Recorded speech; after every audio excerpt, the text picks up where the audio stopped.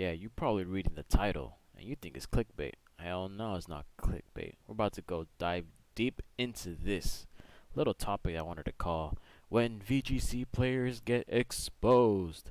Um, just a disclaimer, I don't really have any beef with anybody.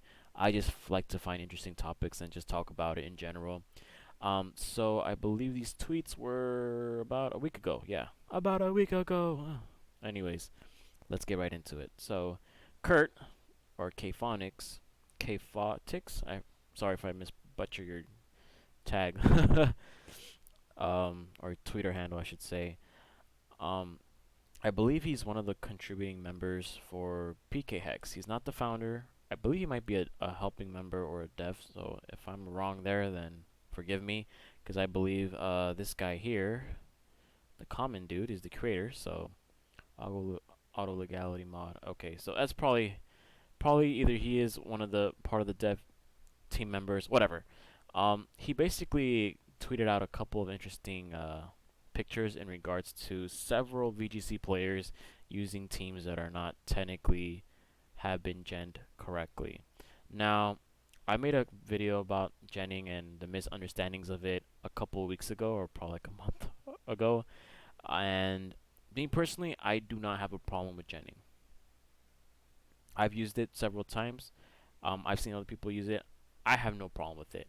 But the one thing I did stress about when it comes to that kind of stuff is if you're going to gen, if you're going to compete in an official VGC or Pokemon official tournament setting, I would highly suggest getting these Pokemon the natural way, whether it's breeding, capturing them, using non-gen items to get them 100% level 100 battle ready, whatever. So there was some pretty interesting stuff that this guy posted. Now I believe this guy doesn't really give a damn about VGC players or the whole legality thing in general, but there are some pretty interesting tweets here. So let's take a look at this first team, and it says here ahead of tomorrow, Pokemon's video game 25th Invitational Tournament. They've published Arash and Naoto's team as rental teams. Let's take a closer look in detail. So obviously, if you are putting this team, this is a rental team, you put in PK Hex, obviously these two triangles here straight up means, oh, there's something wrong with them. So, okay, that's pretty cool. They said there's some problems with Nihilego, obviously, and Urshifu. That's pretty common. Surface level, they're all capable of being shiny and shiny. Flawless IVs. Again, the flawless IVs thing, like seeing the zero attack, yeah, that's a little too good to be true, especially when there are 5 of them. But that's not really a problem. PK Hex doesn't necessarily have a problem with that. All of them have 508, not 510. Immediate suspicion, of course, because when you use vitamins, you cap off at 510, but if you're using perfect IV, quote unquote, it's always 508. The two don't really matter, I believe. I think 4 EVs are the ones that increase by a point or two. So apparently, the Nihilego has a home tracker missing. That's pretty cool. And the memories of Urshifu practice its cool pose for the move Moonblast. Yeah, so they pretty much used a base Pokemon. Most likely, what happened here is that they used a base Pokemon, and they pretty much try to replicate it using Urshifu, which obviously that's not the way you should do it, especially with Pokemon that are from a static location or given to you, because I believe Kubfu is given to you, not captured. So that's cool. People are just getting exposed left and right. And also here, he makes a pretty good point. Rillaboom, he says the Rillaboom and Incineroar have identical met dates, original natures, height, weight, memories. Pretty much everything's the same. They copied literally everything. So obviously that's another warning flag. But of course, PK Hex and the game itself is not going to pick it up because these two check marks here are pretty official. Like they pretty much saying there's nothing wrong with it. But the fact that the height and weight are the same. The met date is the same. The pretty much the nature is the same. Yeah, it's pretty obvious what's going on here. But it's still a good Pokemon to use. It's not legit, but it's still legal to use in competitive play, because the online Pokemon game, I guess legality checkers just like, all right, cool. It doesn't go into that much in detail. It's like I would kind of like say this comparing this to a smog check, because sometimes your car can be really bad shape, but if you pass a smog test, it pretty much says your car is in pretty much good condition. Obviously that's not true, but whatever.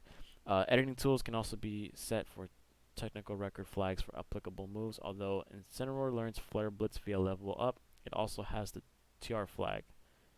Yeah, you gotta in the technical record, if you're gonna gen properly, you're gonna have to check the move Flare Blitz within that Pokemon itself.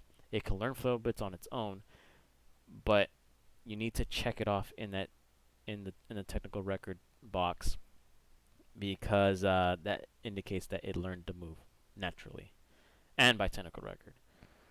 Again, both Regieleki and Calyrex have 5 IVs that are not 31. I mean, that are 31 and 0 attack IVs. That's so freaking, like, that's super obvious. Um, that everybody wants 0 attack IVs for the simple reason of foul play. That's it. That's literally the only reason. Now, I'm pretty sure if you're attacking Calyrex with foul play, it's gonna die. It's 4 times weak to it. And then Regieleki, I don't. It doesn't really matter, right? I don't think. I don't know. I feel like 0 attack IV is kind of dumb unless you're playing Showdown, of course. I mean, you can have that ability to control IVs, but in real, like in VGC, I don't really think that really matters, right? It doesn't matter. And he says in closing, this team is hacked 100%. LMAO. We found 0 issues with Naoto's team. Nice. By the way, Wolf's Moltres was hacked. Impossible overworld RNG values and a bad memory general location. Interesting. And then he also talks about other players like Senju Park. If you guys know who he is or don't know who he is, he pretty much is one of the most famous VGC winners in the history because he used a Pachirisu. That's right, a Follow Me Pachirisu in a VGC finals, and he won it. This guy made it pretty famous. Like, he basically was the one. This guy pretty much was the one who kind of brought innovation and creativity from a very obscured Pokemon into a World's Finals. So that's freaking amazing. I also find it comical that Pokemon's website profile for Senju mentions his Magmar with Follow Me. That was an impossible hack. Interesting. And then some people talking about, the 508 stuff, like IVs of 508.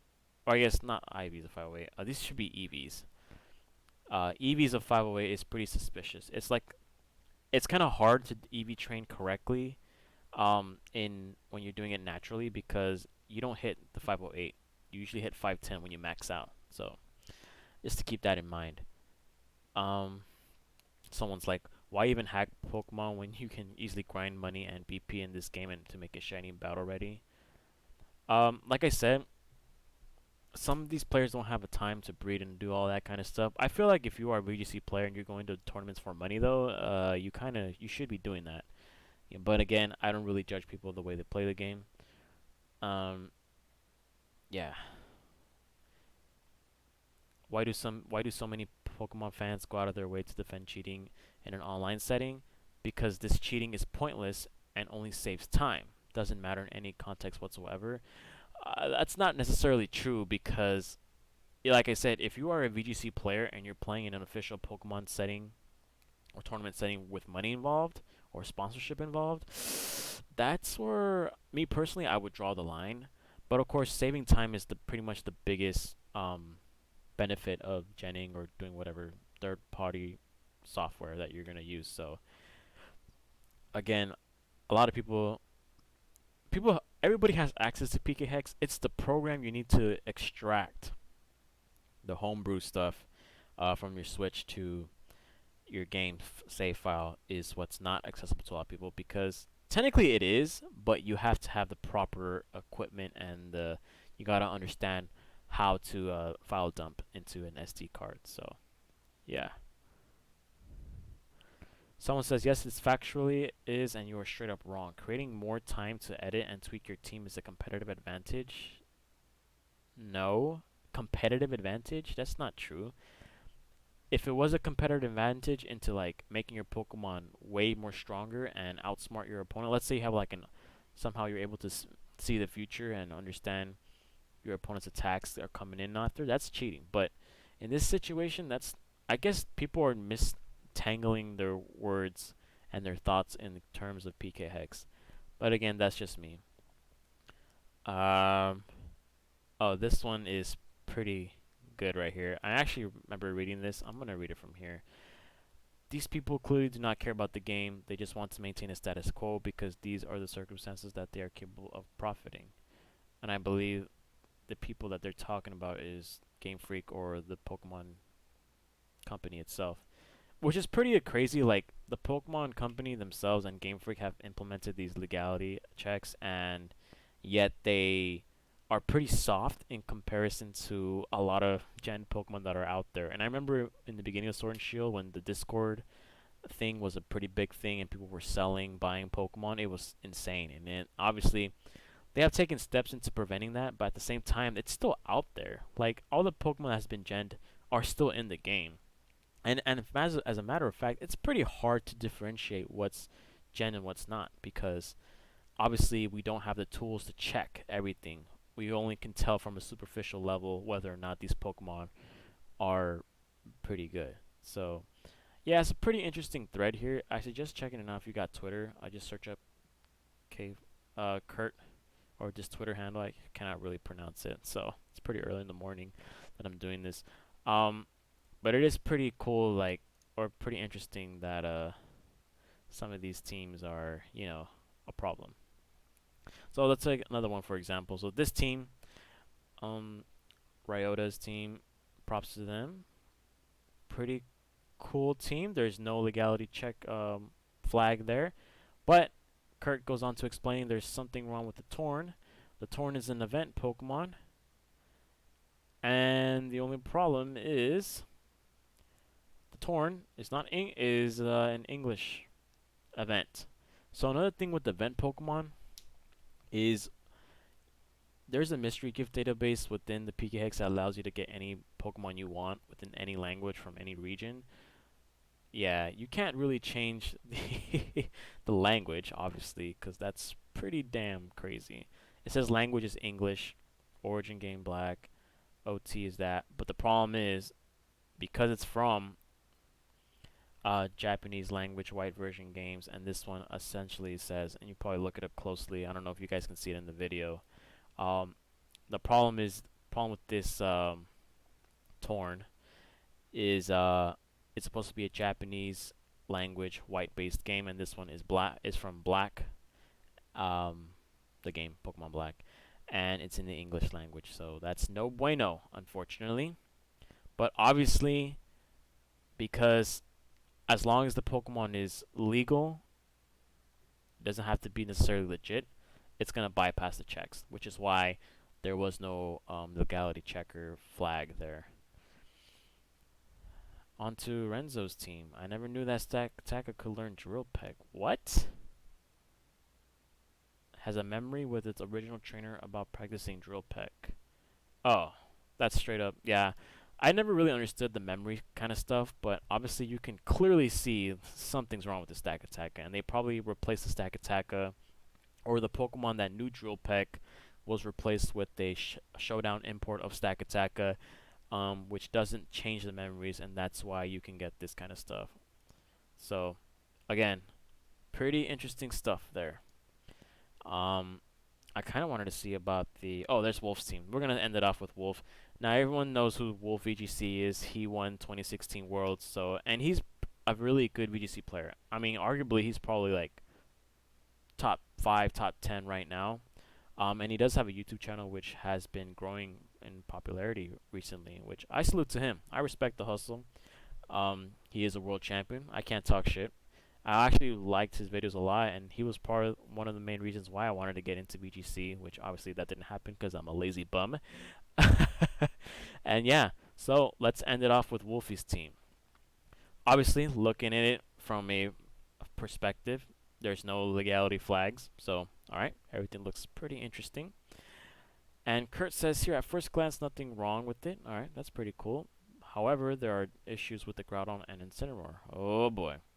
With max raid layers, there are RNG patterns that allow an unedited Pokemon to be traced back to the initial RNG seed that generated it. And you can clearly check that in PK Hex. You will be able to tell. Zapdos is legal, having a traceable seed. Groudon was edited to have a 0 IV and speed. For what it originally was, all other details match. So you take a look into this picture, and obviously these are the IVs of the original Groudon, and somehow he edited it. That was a pretty weird thing to say. Edited it. He edited it to have 0 speed. Obviously, there's something wrong there. That's pretty. That's something that the game isn't gonna pick up. But if you were to imagine if Pokemon themselves had a legality checker like this with somebody who's looking through a software system and checking all these teams, damn, a lot of people are gonna get banned. But it'd be interesting because there isn't a because imagine if Pokemon's using a third-party software like PK Hex to check Pokemon. Wouldn't that be ironic? Like you're using a quote-unquote third-party software that cheats Pokemon into the game, and you're using that same system to check Pokemon. Pretty interesting. And he says here, Incineroar appears innocent, but knowing how height and weight are, both having 0. Yeah, so again, height and weight. I usually tell people not to mess with this. Just breed a Pokemon. What I usually often do is just breed a Pokemon or get a Pokemon that is naturally made in the game, and just modify it by then. Modify it with PK Hex. That's what I would do. You wouldn't have any problems like this. Obviously, these problems don't really matter because the legality checker in Sword and Shield is pretty soft, and it has been soft since what, Generation 6. So yeah, and obviously having these odds are extremely, extremely unlucky, or you might be extremely lucky to the point that it's nearly impossible. Yeah, omitting height and weight is it's a common mistake when fabricating data. So, yep. Also, the OT. If I see a TV game original trainer name, you know where that Pokemon came from. There's no other like, yeah. We know. Oslove.tv, Mitsuki.tv. Come on, we know where those come from. I don't think anybody in the Pokemon world doesn't know who the .tv people are. So yeah, he says so. Yeah, 2 out of 6 have been clearly tampered with. The others look fine. Not even a shiny 0 IV Groudon could have been RNG'd in Emerald and perfectly legit. Hello. Yeah, just demonstrating that he's clearly capable of hacking and likely does for other things. Not a big deal. He's like, why did you pick a casual invitational to take your shots? Like the one tournament that isn't high stakes. Wolfie obviously brought a team that is never meant to be serious. So I'm sure, exposing cheating competitor, but pick a real tournament. Bro, I guarantee it that these players do have some sort of power in regards to genning and all that kind of stuff. Let's not turn a blind eye, you know. I'm pretty sure they have done this in the past, and it's not a surprise to anyone that they. I'm pretty sure if they get caught, which I don't think they will, it's just funny that people say, "Oh yeah, why are you using a whack ass tournament, bro?" I pretty sure they have used this in actual tournaments where it matters the most. But again, because the legality checker in Pokemon sucks, a lot of stuff just flies by. So yeah. And it says right here, even this guy says right here, I find it hard to believe any PokeTuber don't hack their teams at least a little bit. See? And that's a pretty good general assumption you can make. We're not saying it's true. We don't know if it's true or not. So, yeah. And we're going to end it off here.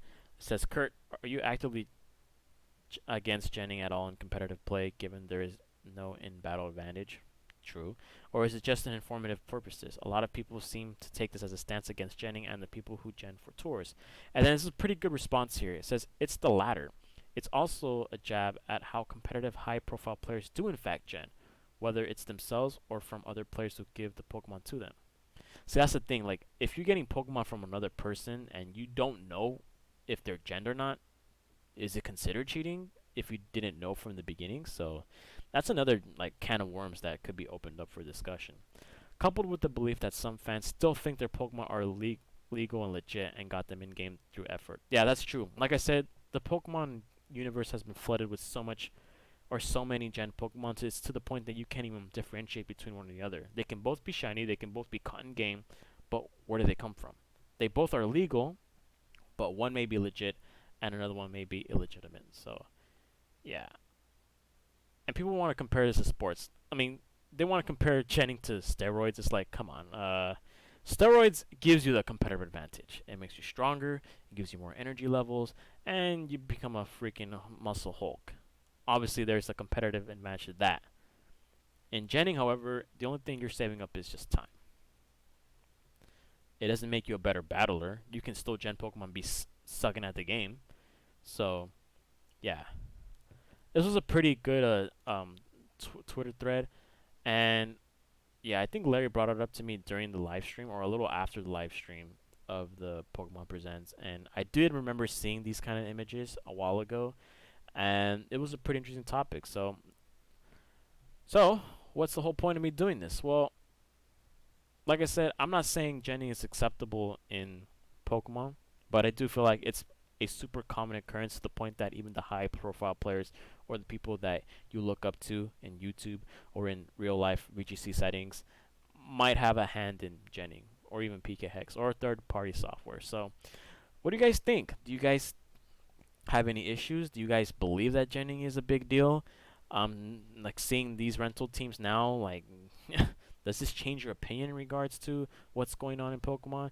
Let me know down in the comments, and yeah, thank you guys so much. And by the way, thank you guys for 3.5K subs. Appreciate it. Did I really say 3.5? Oh yeah, it is 3.5. Yeah, 3,500 subscriptions. Thank you guys so much. It's your boy Franklin signing out. Peace.